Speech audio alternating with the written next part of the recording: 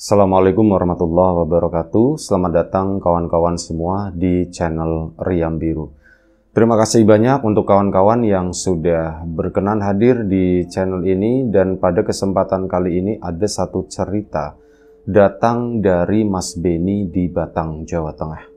Mas Beni itu menceritakan tentang satu peristiwa horor yang dialaminya kemungkinan sekitaran tahun 2000-an. Jadi waktu itu Mas Beni ceritanya masih STM ya, dan ya STM temennya cowok-cowok semua. Akhirnya ya begitu, ada satu kebiasaan anak muda begadang, melekan gitu ya, main ke rumah teman, nanti melek di situ, pulangnya pagi itu. Itu mulai dilakukan oleh Mas Beni, dan pada suatu hari Mas Beni itu ceritanya main ke rumah salah satu temannya, itu namanya Mas Gofur. Rumahnya enggak terlalu jauh, cuman kayak masih satu kecamatan gitu ya, beda desa gitu doang. Dan waktu itu malam minggu, Mas Beni sebelumnya udah sering main ke rumahnya Mas Gofur tadi. Pergilah ke sana dengan beberapa temannya. Malam itu ngumpul di rumahnya Mas Gofur itu sekitar 4 orang. Ya, gak ada firasat apapun, semuanya seperti biasa, bercanda-canda, ngobrol-ngobrol yang gak jelas gitu intinya tuh apa. Ada yang main gitar juga, tang-tang-tang-tang begitu doang. Ya sudah, waktu pun berjalan. Teras rumahnya Mas Gofur itu dimatikan. Di depannya itu ada beberapa pohon. Dari jalan juga tidak terlalu jauh, ya paling sekitar 6-7 meter lokasi terasnya tersebut. Pohon itu di sebelah kiri, pandangan ke depan itu lumayan cukup luas, rumah-rumah tetangga. Dan di sebelah kanan itu rumahnya juga mundur, akhirnya pandangan itu lebih luas lagi. Malam waktu itu makin beranjak. Sekitar tengah malam, baru jam 12 itu ada yang bawa jam. Kalau jam 12 malam itu kan bunyi titit gitu kan. Ada bunyi seperti itulah. Nah, si Mas Beni sendiri ingat banget mendengar bunyi dari jam tangan temannya itu, dan oh udah jam 12 intinya begitu kan. Oh itu udah jam 12, tapi memang gak dibahas. Gak lama setelah itu, tiba-tiba angin itu kenceng banget. Bener-bener angin yang kayak tadi itu, angin itu cuman silir-silir begitu doang gitu. Ini tiba-tiba angin itu datang. Ya mereka seneng gitu. Wah, anginnya enak, anginnya sejuk, intinya kayak gitu. Dan nyamuk itu pada minggir semua, pikirnya Mas Beni dan kawan-kawan. Tapi setelah, angin itu masih menderu, dan nggak tahu lah, mungkin itu sekitar belum lama, sekitar 5 menit atau nggak ada 10 menit setelah angin berhembus tadi, tiba-tiba ada seseorang berjalan itu di jalanan kampung di depan rumahnya Mas Gofur itu. Semuanya melihat ada seorang perempuan pakai baju pengantin Jawa lama yang warnanya hitam itu loh. Terus ada sulam-sulam benang-benang warna kuningnya begitu ya, disanggul. Itu kayak ada seorang pengantin perempuan jalan sendirian, gak ada pengantin laki-lakinya, gak ada yang mendampingi satupun, bener-bener ya sendirian. Itu jalan gak ada musik, gak ada apa, cuma angin doang yang menderu. Dan angin itu nabrak ke rumahnya rumahnya si Mas Gofur tadi. Ini semuanya pada diem gitu kan. Pada diem, terus pengantinnya siapa? Mereka tuh takut. Ya pengantin itu lewat aja. Tapi mereka tuh takut, terutama Mas Beni ya waktu itu. Jangan nengok gitu. Maksudnya pengantin itu jangan sampai nengok atau gimana. Dan pengantin itu berjalan tepat di depan rumahnya Mas Gofur. Jalannya pun pelan kayak jalannya pengantin. Nengok begini, ya akhirnya nengok juga si pengantin itu, dan dia tuh cuman senyum tipis tapi nggak terlalu terlihat. Cuman yang jelas yaitu pengantin cantik gitu ya, baunya pun kehembus sama angin yang nabrak ke rumahnya Mas Gofur itu. Bau melatinya itu kenceng banget, bau wangi-wangi pengantin gitu ya. Ini mereka berempat sama-sama terdiam di situ sampai pengantin itu tuh ngelewatin rumahnya Mas Benny, udah nggak terlihat gampangannya karena ada rumah di situ sebelah kiri. Kalau sebelah kanan itu melompong. Nah ini datang dari sebelah kanan. Set, udah hilang. Pengantinnya siapa? Malam-malam jam segini, jam 12. Mas Benny kan tadi dengar suara jam ya. Iya jam 12 malam ada pengantin. Pengantinnya siapa gitu. Mereka pun penasaran, bangun, ditengokin begini, ini pengantin itu menuju kemana sih sebenarnya. Ditengok, udah lumayan cukup jauh si pengantin tadi. Cuman sekarang yang dilihat oleh mereka itu adalah di belakangnya itu ada yang glawer panjang banget. Itu rambutnya itu panjang banget. Kena cahaya lampu dari rumah-rumah warga gitu ya, kelihatan itu kayak orang lah gitu ya. Itu rambutnya panjang banget, rambutnya itu panjang banget. Udah yuk balik lagi. Itu kesana si pengantin lanjut jalan. Mereka berdua pun akhirnya balik ke situ membahas itu apa ya. Gak lama setelah itu ada 2 orang tetangga ini yang datang nyamperin, nanya langsung, kalian lihat ndak gitu, nanya begitu. Apa Wak? Itu yang tadi lewat. Iya Wak, sampean juga ngeliat Wak. Iya kok ngeliat kok. Siapa ya itu ya? Kok malam-malam ada pengantin? Wak kok nggak ditangkap aja Wak gitu. Wuh, tangkep. Oh sembarangan, yang kayak gitu tuh nggak sembarangan kata itu. Kalau mungkin jam 8, jam berapa tak tangkep. Wih ini jam 12 malam pengantinnya siapa yang seperti itu? Iya ya Wak, ya itu siapa? Itu orang atau bukan Wak? Kayaknya si orang, kata si itu ya, kata si Wak tadi. Kayaknya si orang, cuman kok begitu ya gitu ya. Malam-malam jalan-jalan begini, orangnya siapa ya? Kamu kenal di itu ya? Nanya ke si Wak tadi salah satunya. Mereka yang datang itu orang dewasa semua. Enggak kenal gitu kan. Dan di Mas Gofur juga enggak kenal itu siapa gitu kan. Akhirnya sudah ngobrol-ngobrol sebentar, si bapak-bapak tadi pun akhirnya pulang ke tempat asalnya gitu ya, dari mana mereka itu datang. Ini berempat masih aja 1:30 pagi waktu itu. Siapa ya itu ya? Nggak tahu, kata situ yang nggak tahu. Dan udah lumayan cukup lama mereka ngobrolin itu sampai akhirnya udah bosen gitu kan. Si Mas Benny juga udah mulai rebahan, punggung itu udah mulai capek dari tadi duduk terus. Mulai rebahan, yang lain itu masih pada ngobrol sambil makanin kacang. Ada yang main gitar itu kelentang-kelentang dari tadi, lagunya ndak selesai-selesai juga ada. Udah mulai ngantuk tuh Mas Benny. Datang lagi si Uwak yang barusan itu, datang ke situ. Kenapa Wak? Masih nyariin Wak? Wah enggak nyariin katanya begitu. Sini Wak. Akhirnya si Uwak itu pun datang. Jadi si tuan rumah tempat dia main itu udah angkat tikar, makanya udah malam lah, udah istirahat gitu ya, mau istirahat. Jadi si Wak itu lah mau pulang juga nanggung gitu, akhirnya mampir di tempatnya Mas Gofur bareng sama Mas Benny. Mas Benny pun akhirnya duduk lagi dan di situ cerita. Kata si Wak itu apa sih Wak? Kan akhirnya dibahas lagi, kayak gak ada omongan sih yang nyambung gitu. Masa anak STM ngobrol sama orang tua ya gak nyambung gitu. Dan si Wak tadi, Wak Jamil lah anggap aja gitu ya. Wak Jamil itu cerita. Aku itu ya nggak pernah ngalamin, cuman aku itu pernah diceritain. Kalau misal dulu sama simbahku, kalau misalkan malam-malam itu ada pengantin lewat gitu ya, itu artinya ada pertanda. Oh pertanda apa mbah? Yo satu bakal ada yang meninggal. Yang kedua itu pesugihan katanya begitu kata simbahnya. Loh pesugihan gimana mbah? Ya itu pesugihan lama itu jadi pengantin muter-muter kampung. Dan kalau ketemu sama orang itu katanya apes katanya begitu. Oh berarti tadi ketemu sama kita apes dong Wak? Oh iya apes. Terus gimana Wak? Ya ndak apa-apa. Udah nggak usah dipikirin kata si Wak. Tapi nggak usah dipikirin, Waknya tuh kayak mikirin terus. Ya udah ditanya, terus apa lagi Wak? apalagi ya, wah itu yang katanya ada orang meninggal itu gimana? Ya ini kata si mbahku dulu.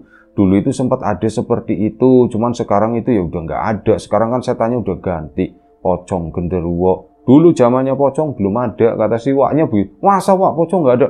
Ya nggak ada, pocong itu adanya di kuburan orang yang meninggal itu, yang jalan-jalan kayak gitu kayak di film itu nggak ada.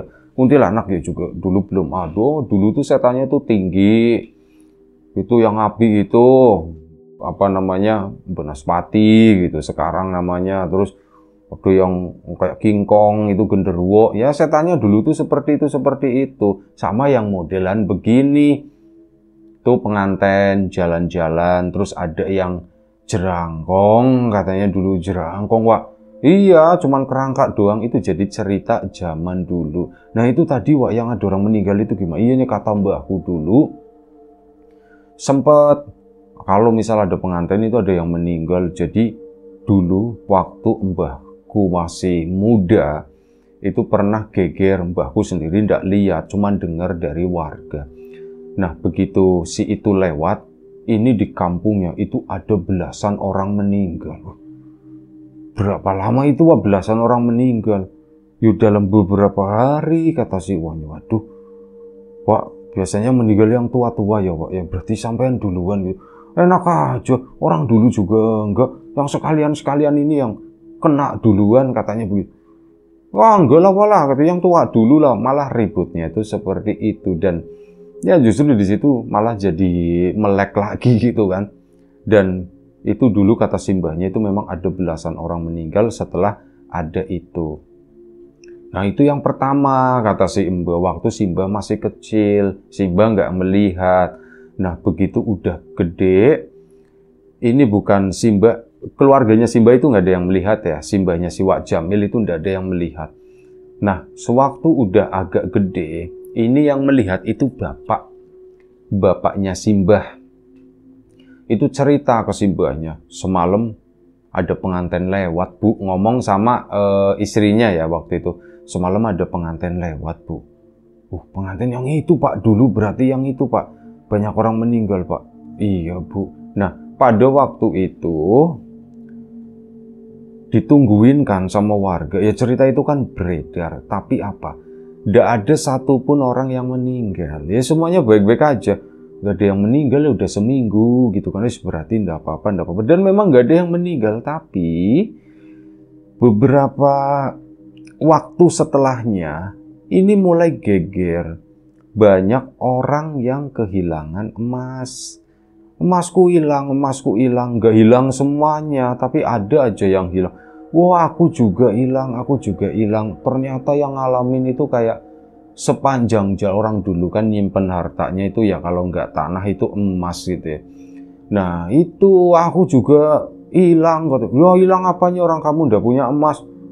Oh iya ya gitu, tak pikir hilang. Ada yang seperti itu juga. Tapi memang benar, banyak di jalanan yang dilewatin itu di kampung tersebut, banyak yang mengaku kehilangan emas. Entah benar atau enggak, tapi ceritanya itu begitu. Kata si Wak Jamil dulu banyak yang kehilangan. Terus itu gimana ya Wak ya? Ya enggak tahu gimana apanya, pertanyaanmu enggak jelas katanya. Enggak, maksudnya sampean tadi udah ngecek belum? Ada emas yang hilang Wak gitu. Ya belum. Orang aku udah punya emas, kata si Wak Jamil. Oh berarti sampean untung ya Wak ya. Ya enggak lah, aku mendingan punya emas hilang enggak apa-apa daripada enggak punya emas sama sekali, kata si Wak Jamil. Walah wis akhirnya obrolan malam itu mungkin sampai sekitar jam 2 pagi. Si Wak Jamil pun akhirnya sudahlah ngantuk lah, aku pulang aja katanya. Wah hati-hati ketemu pengantin Wak. Wah tak gawa balik katanya, mau dibawa pulang sama Wak Jamil. Kebetulan Wak Jamil istrinya itu juga udah ndak ada gitu. Wah iya ya Wak ya, pengganti ya Wak. Iya lumayan gitu kan kata si Wak Jamil. Akhirnya Wak Jamil pulang, mereka tuh masih lanjut ngobrol di sana sampai pagi. Nggak ada kejadian apapun, cuman angin lagi. Angin itu gede lagi, kencang lagi, itu menjelang subuh ya. Dari jam 3 sampai subuh itu angin itu kenceng, ya enak sih enak, cuman lama-lama dingin juga. Dan akhirnya si Mas Beni pun tidak sempat tidur atau apa gitu ya. Pagi harinya menjelang subuh atau udah subuh Mas Beni pun pulang. Nah, udah pulang, ya cerita ke orang di rumah, Pak, semalam di rumahnya Gofur, aku ngeliat begini-begini, tapi nggak ada respon dari bapak atau ibunya karena memang mereka nggak mengerti masalah begitu, nggak pernah punya pengalaman masalah itu, nggak pernah dapat informasi mengenai hal tersebut. Jadi ya udah, oh cuman begitu doang ya. Si Mas Beni pun tidur karena malamnya itu nggak tidur, dan ini malam minggu kan. Tidurlah dia. Begitu bangun, ini dapat kabar si Gofur itu datang. Ben gitu kan. Iya Pur, kenapa Pur? Datang itu sekitar jam 10, jam setengah 11 siang. Kenapa Ben? Kenapa Pur? Ben, yang semalam itu sih, yang lewat katanya. Iya kenapa? Ibuku emasnya hilang Ben katanya. Wah, beneran gitu? Iya beneran, emasnya tuh hilang. Ya aku cerita begitu kan, terus akhirnya ibu ngecek di lemari, dibukain semuanya.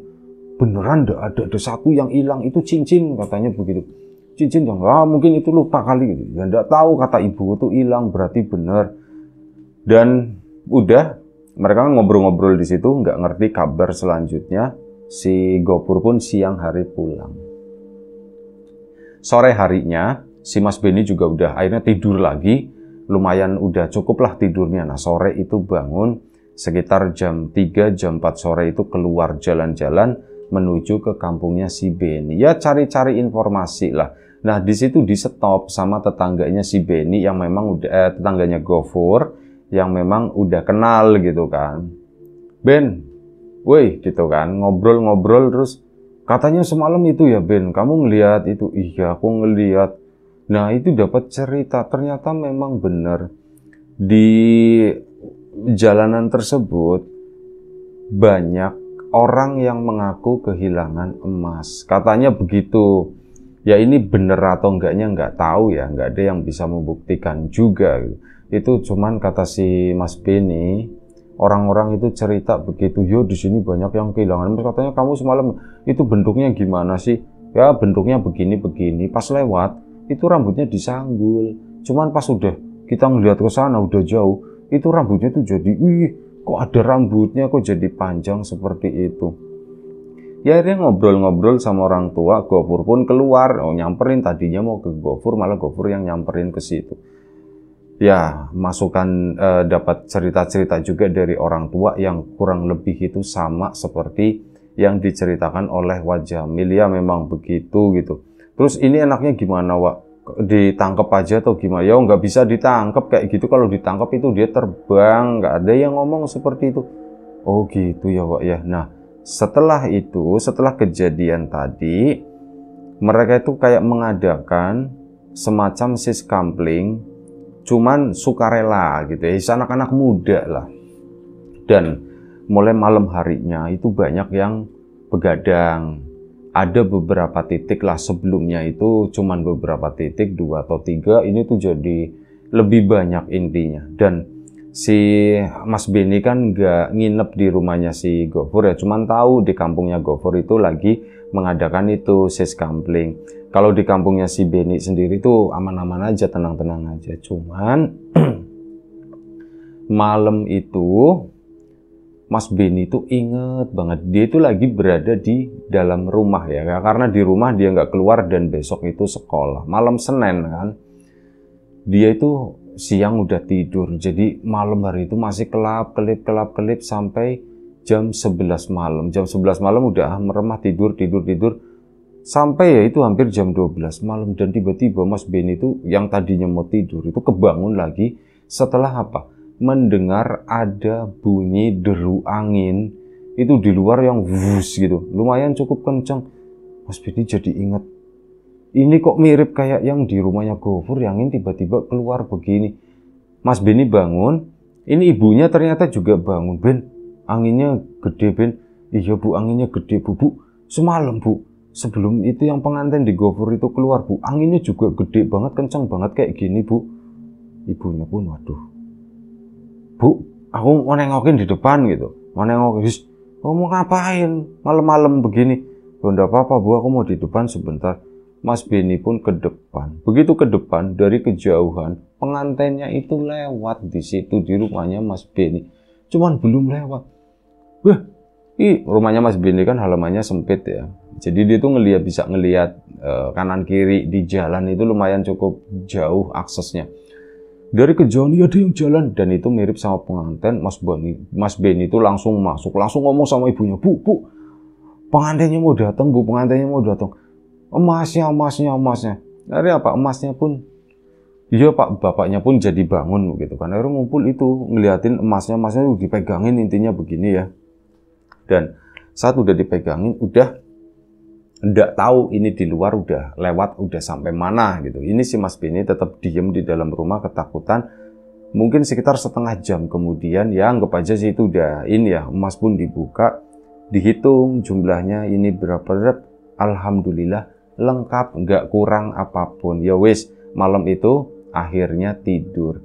Bapaknya Mas Beni, ibunya itu sempat ngintip dari jendela dan mereka itu yang melihat semua, seolah-olah kayak ngelihat orang. Itu bukan setan atau apa, itu tuh orang sebenarnya mungkin ya, tapi orangnya siapa, kenapa melakukan hal seperti itu juga enggak tahu Mas Beni. Dan tidurlah malam itu. Keesokan harinya baru geger, kali ini di kampungnya Mas Beni. Di tempatnya Gofur yang dijagain nggak dilewatin, malah ngelewatinya itu justru kampung lain, salah satunya itu kampungnya Mas Beni. Dan tetangganya Mas Beni banyak yang mengaku kehilangan emas. Akhirnya ya sudah kan, mau ndak mau diadakanlah itu tadi siskampling. Cuman ya itu bingung, kalau seandainya memang dia lewat sini, kan dia udah pernah lewat sini, harusnya yang bakalan lewat sini lagi, apalagi ditungguin sama kita begini. Kalaupun memang iya ketemu, terus gimana cara nangkepnya, katanya begitu warga kan. Ya pokoknya kalau misal dia lewat, mending ini aja kasih kode gitu ya, biar warga itu nanti pada bangun, nanti rame-rame kita tangkep, kata si ini salah satu warga. Oh iya, setuju. Akhirnya tetap diadakan itu siskampling. Mas Beni sendiri karena masih sekolah nggak dilibatkan, dia tuh tetap berkumpul nongkrong di sana, cuman sampai jam 10 malam lah, terus suruh pulang sama ibunya. Ben pulang, besok belajar, besok sekolah gitu. Akhirnya Mas Beni pulang, ya di dalam itu nggak bisa istirahat sebenarnya, kepikiran terus, aku tuh penasaran, sama aku tuh pengen keluar gitu, intinya begitu ya. Sampai akhirnya dia ketiduran dan ya warga itu nggak menemukan apapun, sosok pengantin tadi itu nggak lewat ke sana lagi. Dan kayak begitu warga yang lain, kampung-kampung yang lain itu pun seperti itu diberitahu ya. Dan pada suatu hari itu ada berita, semalam di kampung itu rame. Kenapa? Emang ada apa? Itu pengantinnya tuh dikejar-kejar gitu. Dikejar-kejar, iya dikejar-kejar, cuman ketangkep enggak? Ya enggak ketangkep. Gimana mau ketangkep orang nangkep begituan? Emang gimana sih? Ya ceritanya malam itu kampung yang belum dilewatin, mereka itu kan akhirnya karena udah dapat informasi gitu, mereka antisipasi. Malam itu banyak yang begadang, banyak yang melekon, dan beneran sosok tadi akhirnya tuh lewat. Begitu lewat bunyiin kentongan, tang, bukan kentongan tapi bunyiin kaleng, karena kentongan gak ada yang punya waktu itu, cuma di musola doang. Itu bunyiin kaleng, tang. Warga pun pada keluar kan. Akhirnya ya itu sosok tadi kayak kepergok, intinya lah begitu. Kepergok ya, dikejar beberapa masa, cuman dia itu larinya tuh cepet banget katanya. Cepet banget, dan di belakangnya itu tadi rambutnya itu panjang. Warga nyampe nggak bisa ngejar, dan saat dari depan itu ada yang menghadang, si sosok itu tuh terbang begitu aja, slep. Karena bajunya hitam, rambutnya hitam, ya terbang di atas itu nggak terlalu kelihatan, cuman nggak tahu itu tuh apa sebenarnya. Itu setan dengan gaibnya itu, atau itu manusia kok bisa terbang seperti itu? Kalau mau setan kok ngelihat semuanya? Itulah yang masih jadi pertanyaan sampai sekarang. Ya sampai sekarang itu Mas Beni itu apa sebenarnya dulu itu ya. Dan akhirnya waktu pun berjalan, cerita itu pun mulai mereda, mulai menghilang karena sosok tadi itu udah nggak pernah muncul lagi, benar-benar hilang begitu aja gitu. Dan ya ceritanya berakhir sampai di sini. Terima kasih Mas Benny atas ceritanya. Kawan-kawan di rumah juga terima kasih banyak atas support dan dukungannya apapun itu, kawan-kawan subscriber, kawan-kawan membership, kawan-kawan yang udah kasih support dalam bentuk super thanks, Riam Biru terima kasih banyak. Kawan-kawan yang udah ngasih like, udah nge-share ke yang lainnya, kawan-kawan yang udah ninggalin komentar juga terima kasih banyak. Doa terbaik dari kami untuk kawan-kawan, semoga selalu diberi kemudahan dalam hal apapun, termasuk kemudahan dalam hal rezeki. Yang sakit segera diberi kesembuhan, yang sehat tetap dijaga kesehatannya. Amin. Terima kasih untuk kawan-kawan yang sudah memesan bawang gorengnya, bijinya, kawan-kawan yang sudah mampir di channel Lapak Horor X Mbah Warmo juga terima kasih. Sampai jumpa di episode selanjutnya. Riam Biru, jaga kesehatan kawan-kawan. Assalamualaikum warahmatullahi wabarakatuh.